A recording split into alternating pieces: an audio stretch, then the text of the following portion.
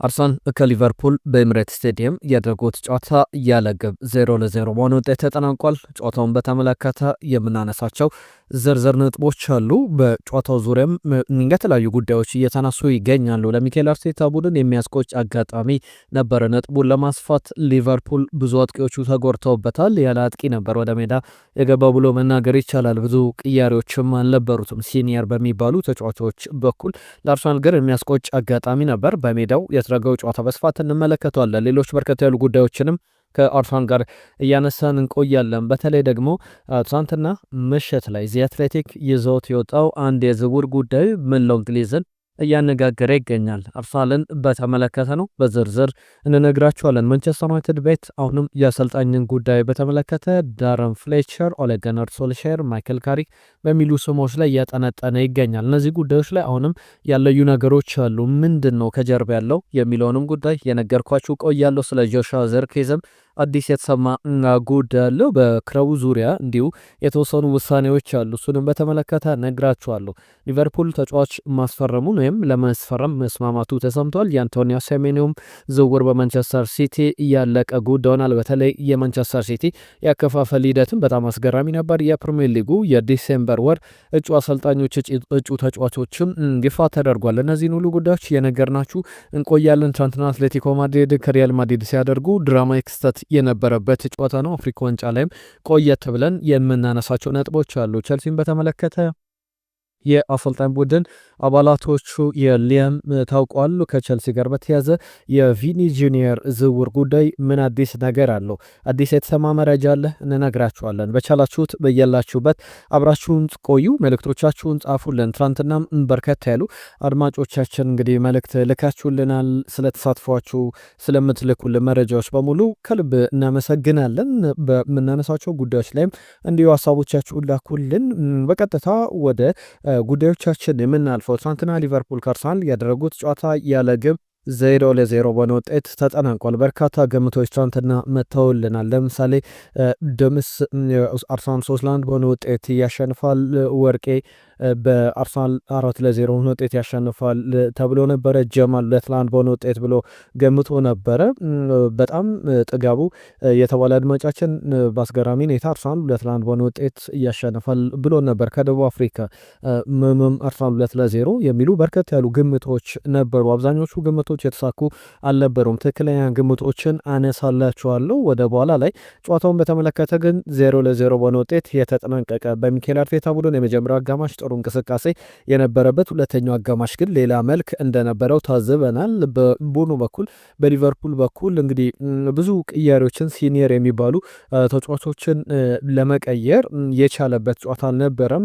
ምክንያቱም ደግሞ ከጨዋታው ጋር በተያዘ በጨዋታው ላይ አሌክዛንደር አይዛክ፣ ኡጎ ኢኪቲኬ፣ ሞሐመድ ሳላ ደግሞ በአፍሪካ ዋንጫ እነዚህ ያስቀደመ የጠሯቸው ተጫዋቾች በጉዳት ምክንያት ያሌሉ ናቸው። ትናንትና የተቀየረው ብቸኛው ተጫዋች ጂኦ ጎሜዝ እሱም 90ኛው ደቂቃ ላይ ኮነር ባርድሊ ከተጎዳ በኋላ ነበረ። ሁለተኛው አጋማሽ የመጀመሪያው አጋማሽ ሌላ መልክ ነበራቸው ብያለሁ። አርሰናል በመጀመሪያው አጋማሽ የተለየ ነበር። ሁለተኛው አጋማሽ ደግሞ ሊቨርፑል የበለጠ ኳሱን ተቆጣጥሮ ወጥቷል። ለሊቨርፑል ግን ትናንትና መጥፎ ታሪክን ያስመዘገበበት ነበር። ከረጅም ዓመታት በኋላ ሊቨርፑል በአንድ ጨዋታ ላይ የግብ ሙከራ ሳያደርግ ኦን ታርጌት ሙከራ ሳያደርግ የወጣበት ነበረ።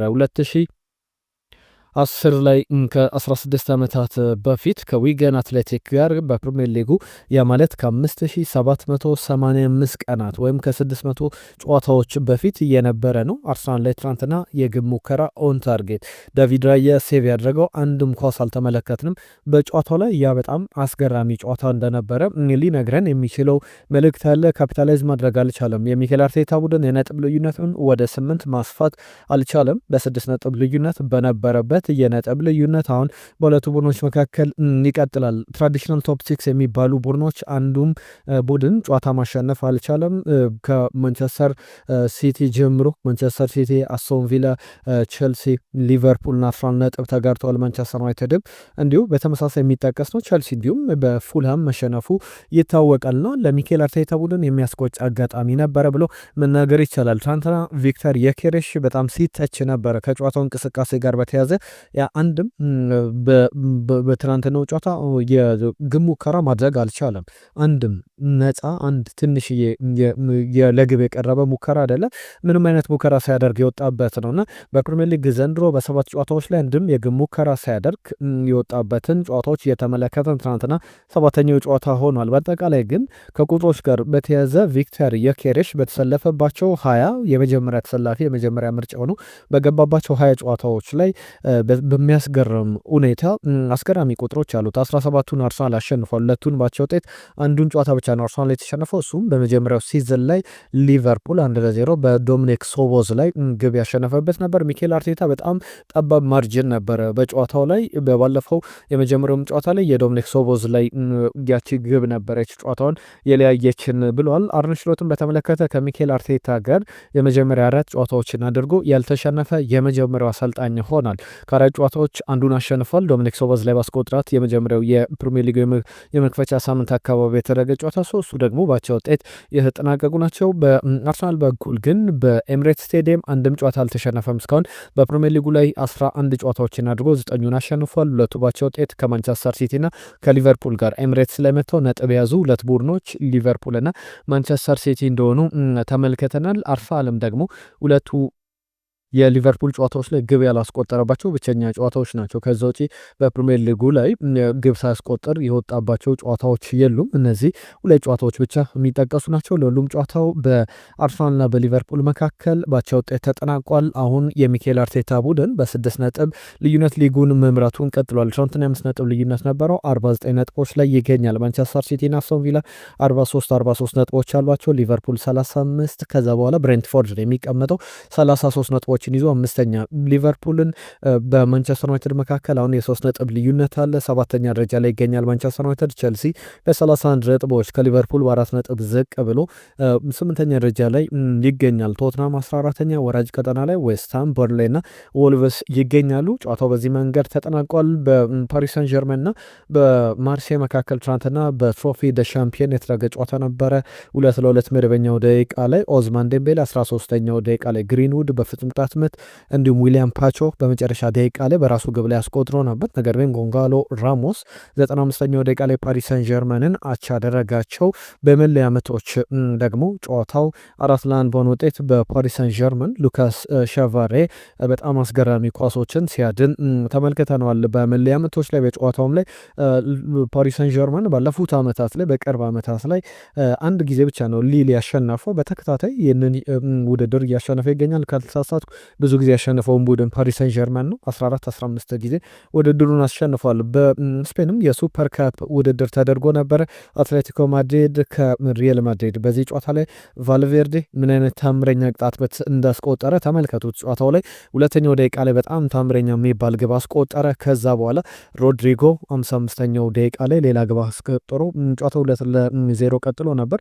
አሌክሳንደር ሶርልዝ ያስቆጠራት ግብ 58ኛው ደቂቃ ላይ አትሌቲኮ ማድሪድ ወደ ጨዋታው የሚመለስ ይመስል ነበር። ነገር ግን ከዛ በኋላ ግብ አልተመለከትም። በጨዋታው ላይ ግን ሁለቱም ግብ ጠባቂዎች ዲያኖ ብላክም እንዲሁም ደግሞ ቲቦ ኮርቷ በጣም የሚገራርሙ ኳሶችን ሲያድኑ ተመልክተናል። ከጨዋታው በላይ ግን መነጋገሪያ የሆነው ጉዳይ በቀጣይ ሪያል ማድሪድ ከባርሰሎና ጋር በመጫወት በዛው በሳውዲ አረቢያ የፍጻሜውን ጨዋታ በስፔን ሱፐር ካፕ ያከናውናሉ። አንሲ ፍሊክ በዚህ በሱፐር ካፕም አምና ሻምፒዮን መሆናቸው ይታወቃል። በተከታታይ እንግዲህ ለፍጻሜ አንሲ ፍሊክ ከደረሱ ሁልጊዜ ዋንጫው የአንሲ ፍሊክ ቡድን ነው። በቻምፒየንስ ሊግ ፍጻሜ፣ በአውሮፓ ሱፐር ካፕ፣ በጀርመን ሱፐር ካፕ፣ በጀርመን በዴፌብል በጀርመን ዋንጫም ጭምር በፊፋ ክለብ ወርልድ ካፕ በፍጻሜ በተገኙባቸው በስፔን ኮፓ ዴላሬም ጭምር አንድም ጊዜ በፍጻሜ ደርሰው 8 ጊዜ ለፋይናል ደርሰው 8ቱንም ማሸነፍ ችሏል። 9ኛው ደግሞ ከሪያል ማድሪድ ጋር ሌላ የፍጻሜ ጨዋታ ይጠብቃቸዋል። እሁድ ዕለት ይደረጋል። ትናንትና መነጋገሪያ የነበረው ጉዳይ ቪኒ ጁኒየር ተቀይሮ ሲወጣ እየተመለከት ነው። አንድ አነጋጋሪ ክስተት ነበረ በጨዋታው ላይ። በተለይ ደግሞ ከጨዋታው ጋር በተያዘ ዲየጎ ሲሞኒ በጣም አነጋጋሪ ነገር አድርጓል። 81ኛው ደቂቃ ላይ አርዳ ጉለር በቪኒ ጁኒየር ተቀይሮ ይገባል። በዚህ አጋጣሚ ላይ ቪኒ ጁኒየርን በተመለከተ ቀረብ ብሎ ዲየጎ ሲሞኒ እንግዲህ የምነግርህን ነገር እንዳትረሳ አስቀድሞ ስማ፣ ክራውዱን የስቴዲየሙን ተመልካች ደጋፊዎቹን ስማ፣ አንተ ላይ እያፏጩብህ ነው እየተቃወሙ ነው በሚል አንድ ነገር ይለዋል።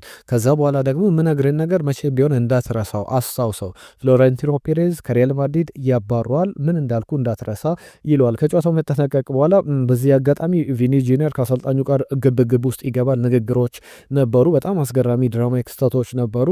ቻቪ አሎንሶም ከአሰልጣኙ ጋር ከኤልቸሎ ጋር ከዲየጎ ሲሞኒ ጋር ለመጣለት ሲገበዙ ግርግሮች ነበሩ። ቢጫ ካርድም ተመልክቷል ሁለቱም ተጫዋቹም እንዲሁም ደግሞ ዲየጎ ሲሞኒ አነጋጋሪ ነገር ነው ያደረገው። ከጨዋታው መጠናቀቅ በኋላ ግን ምንድን ነው ለቪኒ ጁኒየር ያልከው ተብሎ በጋዜጠኞች ሲጠየቅ ለቪኒ ጁኒየር ያልኩት ይልና አላስታውስም፣ በጣም መጥፎ ሚሞሪ ያለኝ በሚል ያነሳል። በጣም አነጋጋሪ ክስተት እንደነበረ ተመልክተናል። ሁሉም እነዚህ ጉዳዮች የሚነሱ ናቸው። በአፍሪካ ዋንጫ ዛሬ የሚደረጉ ጨዋታዎችን ልጠቁማችሁና ወደ ሌሎች ጉዳዮቻችን እናልፋለን። ማሊ ከሴኔጋል፣ ካሜሮን ከሞሮኮ የሚያደርጓቸው ጨዋታዎች 1 ሰዓትና ምሽት 4 ሰዓት ላይ ይደረጋል። በኳርተር ፋይናል ወደ ፍጻሜው ለማለፍ የሚደረጉ ጨዋታዎች ናቸው። ነገም ኮት ዲቯር እና አልጄሪያ የሚያደርጓቸው ጨዋታዎች የበለጠ ትኩረትን ይስባሉ። የአጫጭር ጉዳዮችን እናንሳ። ከምናነሳቸው ጉዳዮች መካከል አንዳንድ ሀሳቦችን ለገራችሁ ከቡድኖቹ ጋር ጉዞ ጋርም በተያዘ ከእያንዳንዱ ቡድን ጋር በተያዘ የሚነሱ ሀሳቦች አሉ። ማንቸስተር ዩናይትድን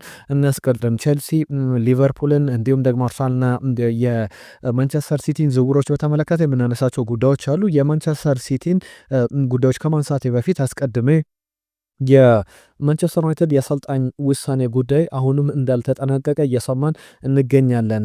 ሮብ የተባለው የስካይ ስፖርት ጋዜጠኛ አንድ ጉዳይ ያነሳል። በማንቸስተር ዩናይትድ በኩል እስካሁን ምንም አይነት አግሪመንት የለም። ኦሌ ጉናር ሶልሼር ይምጣ፣ ማይክል ካሪክ ይምጣ፣ ሁለቱ በጋራ እየስሩ ወይስ ደግሞ ዳረን ፍሌቸር ይቆይ አይቆይ በሚለው ጉዳይ ላይ የመጨረሻ ውሳኔዎች ይጠበቃሉ። ያንንም እየጠበቁ ያሉት ከብራይተን ጋር የሚደረገው ጨዋታ አለ። ብራይተን ከማንቸስተር ዩናይትድ በኤፍኤ ካፕ እሁድ ዕለት የሚያደርጉ ጨዋታ አለ። ከዛ አስቀድሞ ውሳኔ ለመወሰን አልፈለጉም። የዳረን ፍሌቸር በዛ ጨዋታ ላይ የሚያሳየውን ብቃት መመልከት ይፈልጋሉ ተብሏል እንደ ስካይ ስፖርት ዘገባ ከሆነ። ምክንያቱም ደግሞ ዳረን ፍሌቸር በባለፈው የበርንሌ ጨዋታ ላይ በጣም አስገራሚ ቡድንን አሳይቷልና በዚሁ ሊቀጥል የሚችልበት እድል ካለ የብራይተን ጨዋታ በጣም ከበርንሌም የተሻለ ጠንከር ያለ ቡድን እንደሆነ ይታወቃል። እሱ ላይ ይፈተናል ወይ የሚለውን ለመመልከት ለመወሰንም ጊዜ ያገኛሉና ያንን ለማድረግ እንዳሰቡ ነው እየተመለከትን የምንገኘው። ማንቸስተር ዩናይትድ ለምሳሌ ከበርንሌ ጋር ባደረገው ጨዋታ ላይ ወደ 30 ያክል የግብ ሙከራዎችን አድርጓል። በማንቸስተር ዩናይትድ ክለብ ታሪክ ከ2016 በኋላ ብዙ የግብ ሙከራዎችን የተመለከትንበት ጨዋታ ነው። ለዛም ይመስላል ማንቸስተር ዩናይትድ የሆነ አይነት ኢምፕሬሽን አለ በዳረን ፍሌቸር ባሳየው ቡድን እነ ቤንያሚን ሼሽኮ 2 ግቦችን ያስቆጠረበት ማንቸስተር ዩናይትድ ወደ 5-6 ግቦችን ማስቆጠር የነበረበት አይነት ጨዋታ ነበረ፣ እድለኛ ያልነበረበትና ኦሌ ጉናር ሶልሼር በጣም አድቫንስድ ፖዚሽን ላይ ይገኛል ኃላፊነቱን ለመረከብ። ነገር ግን ማይክል ካሪክና ኦሌ ጉናር ሶልሼር በጋራ የሚሰሩበት እድል በጣም ጠባብ ነው። በእርግጥ ሁለቱም ችግር ያለባቸው አሰልጣኞች አይደሉም። በጋራ በመስራት በማንቸስተር ዩናይትድም ኦሌ ጉናር ሶልሼር ኃላፊነቱን በቋሚነት በያዘበት ወቅት ማይክል ካሪክ የሱ ረዳት ሆኖ ማገልገሉን እናስታውሳለን። ከዛ በኋላም በእነሱ ከለቀቀ በኋላ በጊዜያዊነት ቡድኑን መርቶ እንደነበር ይታወቃል። ሩድ ቫን ኒስተልሮይ ሌሎችም በጊዜያዊ አሰልጣኝነት የማንቸስተር ዩናይትድ የቀድሞ ተጫዋቾች ስማቸው ይነሳል። እነዚህ ከማንቸስተር ዩናይትድ ጋር በተያያዘ የሚነሳ ጉዳይ ነው። የማንቸስተር ዩናይትድ ፋን ግሩፕ አለ፣ የዘ 1950 የተባለ የ1958 ስያሜ የተሰጠው ቡድን አለና ይህም በቀጣይ ማንቸስተር ዩናይትድ ከፉላም ጋር በሚያደርገው ጨዋታ ላይ አንድ ነገር ማድረግ እንዳሰቡና የግሌዘር ቤተሰቦችን ኢኒዌስን የግሌዘርን በተጨማሪም የዚህ የኦነርሺፕ ሞዴሉን ለመቃወም አንድ ፕላን እንዳላቸው እየተሰማ ይገኛል። በቀጣይ በምን አይነት መንገድ ተቃውሟቸውን ያሰማሉ? በእርግጣም በስቴዲየም ላይ በማንቸስተር ዩናይትድ ጨዋታዎች ላይ ተቃውሞችን እየሰማን እንገኛለን። ሰር ጂም ራትክሊፍ ሲመጡ ጀምሮ እንደተጠበቁ አይደለም። በእርግጥ እንደ ሩሲያው ከበርቴ ሮማን አብራሞቪች ወይም እንደ አረብ ሼኮች ብዙ ገንዘቦችን እንደሚያወጡ ቁጥ ነገሮችን እንደሚያደርጉ ይጠበቅ ነበረ። ማንቸስተር ዩናይትድ ደጋፊዎችም እንደጠበቁት በጣም ትልቅ ገንዘብ ፈሰስ እያደረጉ እንዳልሆነ እየተመለከተን እንገኛለን። ከኦሌ ጉናር ሶልሼር መምጣት ጋር በተያያዘ ጆሹዋ ዚርክዜ ይቆያል አይቆይም ትልቅ ውሳኔ ይጠበቃል። ነገር ግን አሁንም እየተነሱ ያሉ ጉዳዮች ጆሹዋ ዚርክዜ፣ ኦሌ ጉናር ሶልሼር መጣ፣ ጆዜ ሞሪኒዮ መጡ፣ ፔፕ ጋርዲዮላ ማንም ማንቸስተር ዩናይትድን ተረከበው በጥር ዝውውር መስኮት ክለቡ መልቀቅ ይፈልጋል የሚሉ ዘገባዎችን ተመልክተናል። ሮማ የተጫዋቹ ፈላጊ ነው። የማንቸስተር ዩናይትድ ተጫዋቾች ደጋፊዎችም ጭምር ቢለቅ ብዙ ቅር የሚላቸው አይነት ተጫዋች አይደለም። በሮማ የ4 ዓመት ውል ቀርቦለታል። 3 ሚሊዮን ዩሮ ዓመታዊ ደመወዝም እንደቀረበለት እና ብሪያን ምቦሞ ማዲያሎ ሲመለሱ ዝውውሩ ሊጠናቀቅ እንደሚችል የሚጠበቅ አይነት ጉዳይ ነው የሚሉ ብዙ ዘገባዎችን እየሰማን እንገኛለን። በእርግጥ እና ብሪያን ምቦሞ አማድ ዲያሎ በዚህኛው ሳምንት የአፍሪካ ዋንጫ ሲጠናቀቅ በተቃጣይ ሳምንት እንመለከታቸዋለን። ዩናይትድን በተመለከተ እነዚህ የሚነሱ ጉዳዮች ናቸው። የአንቶኒዮ ሴሜንዮን ጉዳይ ላንሳ። ከአንቶኒዮ ሴሜንዮ ጋር በተያዘ የሚነሱ ጉዳዮችን ላንሳ። ማንቸስተር ሲቲ ዝውውሩን አጠናቋል። ብዙ ጊዜ በቅርብ ጊዜያት ላይ ዝውውሮች ሲጠናቀቁ የውል ማፍረሻ ቢኖራቸውም ክለቦች ከዛ ከፍ ያለ ገንዘብም በመክፈል ያከፋፈል ሲስተሙን በረጅም ጊዜ ለማድረግ ውሳኔዎችን ይወስናሉ። አሁን ከውል ማፍረሻው በላይ መዝ ለተጫዋቹ ዝውውር ገንዘብ ያገኛል። ከዛ በተጨማሪ ማንቸስተር ሲቲ ደግሞ ይህንን የተጫዋቹን አጠቃላይ ክፍያ ባንዴ አይደለም የዚህ ሪሊዝ ክሎዝ ትሪገር በሚደረግበት ጊዜ ባንዴ ነበር የሚከፈለው። ነገር ግን አሁን በዚህ ሂደት ላይ ማንቸስተር ሲቲ በ24 ወራት በ2 ዓመት ውስጥ ለተጫዋቹ አጠቃላይ ክፍያውን ለቦርመዝ ይከፍላል ማለት ነው። በአጠቃላይ ግን ተጨማሪ ክፍያዎች አሉ። ያከፋፈል ሲስተሙን በማስረዘማቸው ምክንያት ቦርመዞች ተጨማሪ ክፍያዎችን ከማንቸስተር ሲቲ እንደሚያገኙ ይጠብቃል። ኦማር ማርሙሽን በተመለከተ ግን አሁን የሴሜንዮ ዝውውር መጠናቀቁን ተከትሎ መርሙሽ ወደ ቶትናም ወይም ወደ ሌሎች ክለቦች ይዘዋወራል የሚሉ ዘገባዎችን ስንሰማ ነበረ።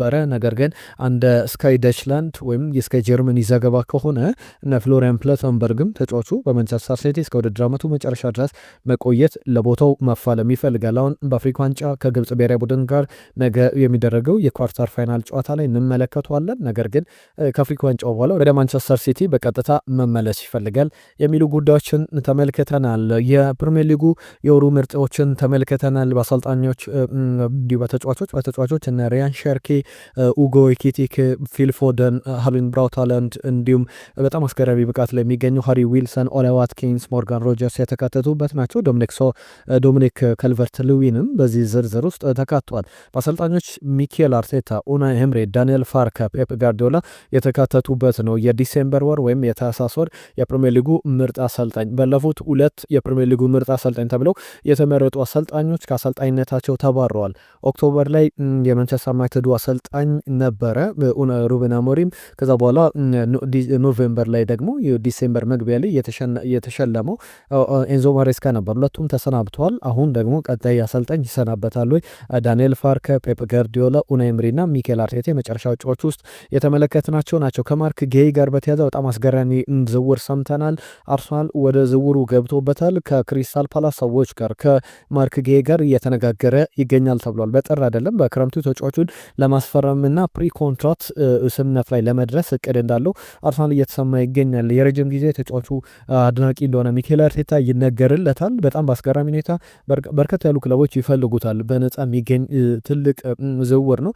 ለምሳሌ ባርሰሎና፣ ሪያል ማድሪድ፣ ባየር ሙኒክ፣ ሊቨርፑል፣ ማንቸስተር ሲቲ፣ ማንቸስተር ዩናይትድ፣ ቼልሲም የተጫዋቹ ፈላጊ ናቸው። በተለይ ሊቨርፑል፣ ማንቸስተር ሲቲ በጣም አጥብቆ ጠያቂዎች እንደሆኑ ይታወቃል። የፔፕ ጋርዲዮላ ቡድን በጥርም ተጫዋቹን ማስፈረም እቅድ እንዳለው ይታወቃል። በተለይ ተከላካዮች ጆስኮ ግቫርዲዮል፣ ሩበን ዲያዝ ጉዳቶችን ያጋጥሟቸዋል። ለዛም ይመስላል ወደ ዝውውሩ መግባት የፈለገው። ከአርሰናል ጋር ግን በተያዘ በጣም ጋብሪኤል ዊሊያም ሳሊባ፣ ጋብሪኤል ማጋሌሽ፣ ፒየሮ ኢንካፒ፣ ሪካርዶ ካላፊዮሪ አይነት በጣም ድንቅ ተጫዋቾች አሉት። ነገር ግን አሁንም በዚህ ቡድን ጥንካሬ ላይ ክሪስቲያን ሞይስኬራም ጨምራሉና አሁንም ማርክ ጌይን ከክሪስታል ፓላስ ለማስፈረም እቅድ እንዳለው መሰማቱ በጣም አስገራሚ ጉዳይ ሆኖ ተመልክቼዋለሁ። በጣም በቀጣይ የሚጠበቅ ጉዳይ ነው። ከቸልሲ ጋር በተያያዘ 2 ጉዳዮችን ላንሳ። በተለይ ቸልሲን በተመለከተ በአሰልጣኝ ቡድን አባላቶቻቸውን ትናንትና የመጀመሪያ ልምዳቸውን ሲያሰሩ ሊያም ሮዜነር አስታውቀዋል።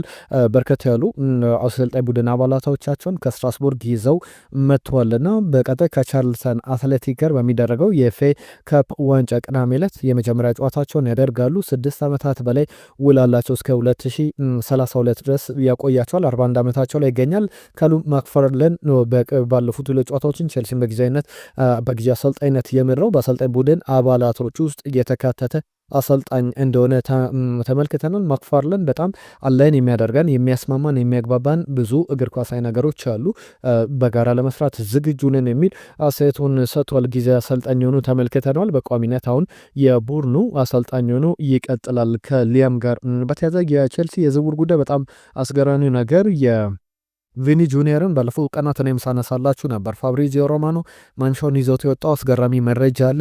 ምንም አይነት ድርድር ከሪያል ማድሪድ ጋር ቼልሲና ሪያል ማድሪድ እያደረጉ አይደለም። ሁለቱንም ሶርሶች ሪያል ማድሪድንም ቼልሲንም አነጋግር ያለው 135 ሚሊዮን ዩሮ ጥያቄ አቅርበዋል ቼልሲ የሚሉ ዘገባዎች ነበሩ።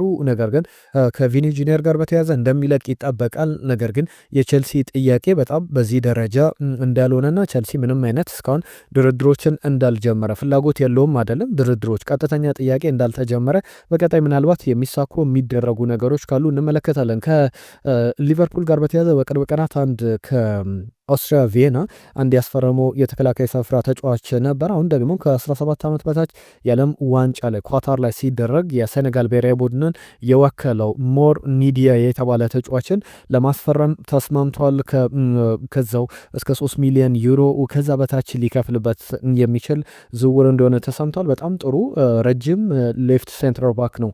በመሃል ስፍራ ተከላካይነት መጫወት የሚችል ነው። ኒዲያ በጣም ጥሩ አቅም ያለው ተጫዋች ነው። ለረጅም ጊዜ ቅድነት እየተያዘ እንደሆነ ተሰምቷል። ከሴኔጋል ሁለተኛው ዲቪዚዮን ላይ የፈረመ ተጫዋች እንደሆነ እየተመለከተን እንገኛለን። አስገራሚ ጉዳዮች መካከል ከሰማናቸው ዝውውሮች መካከል አንደኛ ነው። ሊቨርፑል ወጣት ተጫዋቾችን የረጅም ጊዜ እቅዶች ላይ ትኩረት አድርጎ እየሰራ እንዳለ ተሰምተዋል።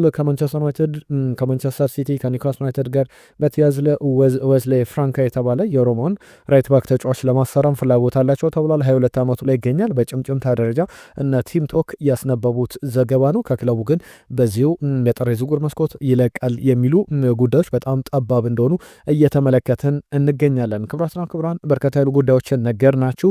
በመጪው እሁድ የሚደረገውን የኤል ክላሲኮ ጨዋታን በተመለከተ ሌሎችንም ጉዳዮች በዝርዝር ይዘን የምንመለስ ነው የሚሆነው። ነገም የኤፍኤ ካፕ ጨዋታዎች ይደረጋሉ። አዳዲስ ዝውውር ጉዳዮችን ክለቦቻችሁን የተመለከቱ ጉዳዮችንም ይዘን እንመለሳለን። ትናንትና በርከታ ያሉ ጉዳዮች ነበሩ።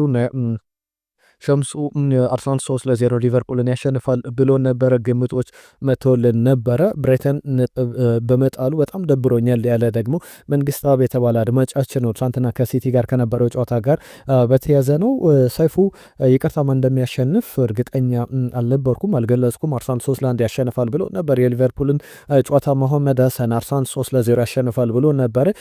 ሌላኛው ኤርሚያስ ሰላም ቤሶች አርሰናል 3-1 በሆነ ውጤት ያሸንፋል። ብዙ የ3-1 ግምቶችን ተመልክተናል። ሳኒ አወል ከደቡብ አፍሪካ ሊቨርፑል 3-2 እንዲሁም ደግሞ አትሌቲኮ ማድሪድና የሪያል ማድሪድን ጨዋታ ሪያል ማድሪድ 2-1 በሆነ ውጤት ብሎ በትክክል ገምቷል። የሊቨርፑልና የአርሰናልን ጨዋታ ግን በትክክል አልገመተም። ሊቨርፑል 3-2 ያሸንፋል ብሎ ነበር። አሊያሳን 3-1 በሆነ ውጤት ብሎ ነበረ።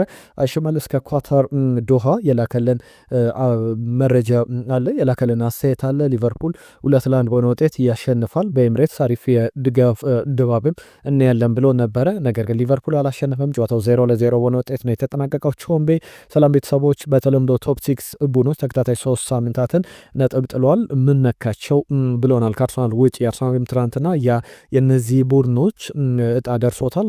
ባቸው ውጤት አጠናቋል። ማንቸስተር ሲቲ መንሸራተት በአግባቡ አርሰናል መጠቀም አለበት። 4-1 በሆነ ውጤት ያሸንፋል ብሎ ነበር። ነገር ግን አልሳካም። አብዱረዛቅ መሐመድም አርሰናል 3-0 ያሸንፋል ብሎ ነበር። ሳካ፣ ራይስ እንዲሁም ደግሞ ገብርኤል የግቦችን ያስቆጥራሉ የሚል ነገር ልኮልን ነበር። ማድሪድም ያሸንፋል ብሎ ነበረ። የማድሪድን በትክክል አንስቶታል። አየነው ሙሉ አለምን በዚህ የጥር ዝውውር መስኮት አርሰናል ሊያስፈርም የሚችለው ታዳጊ በትንሽ ዋጋ ከተለያዩ ክለቦች ማምጣት ነው።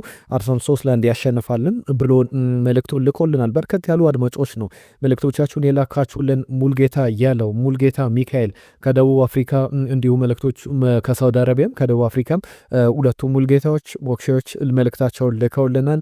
የ4-1 በሆነ ውጤት ግምት እንዲሁም ደግሞ 3-1 በሆነ ውጤት ግምቶቻቸውን አድርሰውን ነበረ። ወልደ ተመስገን 4-1 በሆነ ውጤት ሊቨርፑል ያሸንፋል ብሎ ነበረ። ብሬ 4-3 በሆነ ውጤት በጣም በርካታ የ3-1 ውጤቶችን ገምቷል። 0-0 ግን አንድም ሰው አልገመተም። እድሉ የዛሬው ጨዋታ አርሰናል 3-0 ያሸንፋል። ነገር ግን ከባሉም በላይ ሲቲና ሶቪላ ነጥብ በመጣላቸው በጣም ደስተኛ ነኝ ብሎ ነበረ። ከደቡብ አፍሪካ ደርባን የላከልን መልእክት ነበረ። ከልብ እናመሰግናለን። አርሰናል 4-0 በሆነ ውጤት ያሸንፋል ያለን ደግሞ ትንሳኤ ነበረ። በትክክል አልገመተም። ዘሪሁን 5-1 በሆነ ውጤት ኤግዛክት ፕሪዲክሽን ነው ከሐረር ብሎ ነበረ። እድልም በትክክል አልተገመተም። ሌሎችም ገማቾች ነበሩ። እነ አሌክስ 3-1 በሆነ ውጤት ብሎ ነበረ። በጣም አብዛኞቹ የ3-1 ግምቶችን እነ ቢኒያም ካሳይ በርግጥ 3-0 በሆነ ውጤት ገምቶልን ነበረ። በትክክል የተገመቱ ግምቶችን አልተመለከትንም። በጣም በአስገራሚ ሁኔታ ግን አብዛኞቹ ግምቶች ባይሳኩም አርሰናል ነጥቡን ቢያንስ 1 ነጥብ ይዞ መውጣቱ የ6 ነጥብ ልዩነቱን አስጠብቆ መቀጠሉን በጣም በጥሩ ደረጃ ሊጠቀስ የሚችል ጉዳይ እንደሆነ መናገር ይቻላል። የተወደዳችሁ አብራችሁን ስለነበራችሁ ከልብ እናመሰግናለን። ለአብሮነታችሁ በአዳዲስ ጉዳዮች በአዳዲስ መረጃዎች ደግሞ እንመለሳለን። አዳዲስ ጉዳዮችን ይዘን ለዛሬ ቤስት ስፖርትን ሰብስክራይብ እንድታደርጉ ይህንን ቪዲዮ እንዲሁ ሼር እንድታደርጉልን ላሳሳችሁ በድጋሚ ጤና ይስጥልኝ።